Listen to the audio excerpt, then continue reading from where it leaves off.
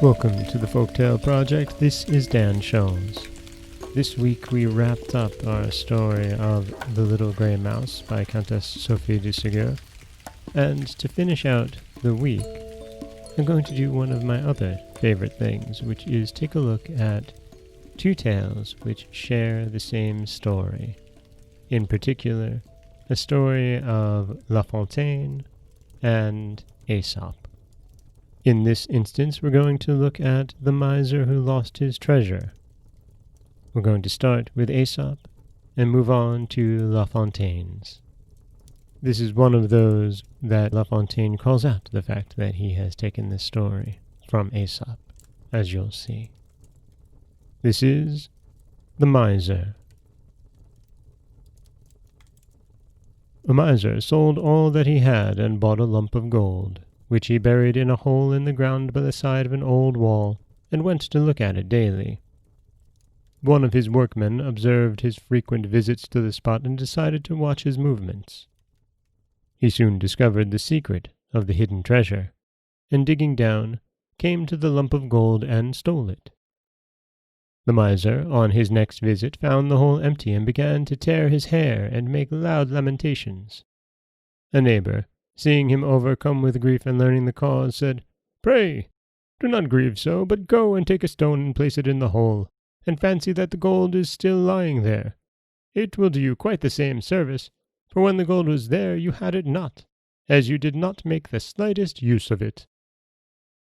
And that is The Miser by Aesop. And this is The Miser Who Lost His Treasure by La Fontaine. Its use that constitutes possession wholly. I ask those people who've a passion for heaping gold on gold and saving solely, how they excel the poorest man in any fashion. Diogenes is quite as rich as they. True misers live like beggars, people say. The man with hidden treasure Aesop drew is an example of the thing I mean. In the next life he might be happy, true, but very little joy in this he knew. By gold the miser was so little blessed, not its possessor, but by it possessed. He buried it in a fathom underground, his heart was with it, his delight, to ruminate upon it day and night. A victim to the altar ever bound, he seemed so poor, yet not 1 hour forgot the golden grave, the consecrated spot. Whether he goes or comes or eats or drinks, of gold and gold alone the miser thinks. At last, a ditcher marks his frequent walks, and muttering talks scents out the place, and clears the hole unseen by any spies. On one day the miser came, his soul glowing with joy. He found the empty nest, bursts into tears and sobs and cries, he frets and tears his thin grey hair, he's lost what he had loved the best. A startled peasant passing there inquires the reasons of his sighs. My gold, they've stolen all." "Your treasure, what was it, and where?" "Why, buried underneath this stone," a moan. "Why, man, is this a time of war? Why should you bring your gold so far?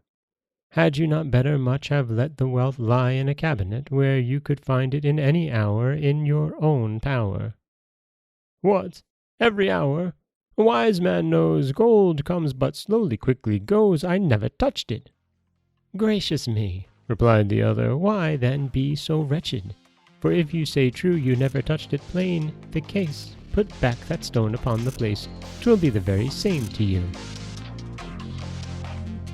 And that is the story of the miser and his treasure, and it's one of the fables of Aesop that deals so directly with human weakness and really not using your possessions correctly. Gold is meant to be used, not hoarded, and the miser learns that lesson, sadly. This is Dan Scholes for the Folktale Project. Don't forget that you can subscribe to the podcast on Apple Podcasts, Stitcher, Google Play, Overcast, anywhere you like to get your podcasts. You can follow us on Twitter at Folktale Project. You can find us on Auto Radio, TuneIn Radio, iHeartRadio, Spotify, anywhere you like to listen. And you can always head over to folktaleproject.com, where you'll find a new story waiting for you every Monday, Wednesday, and Friday.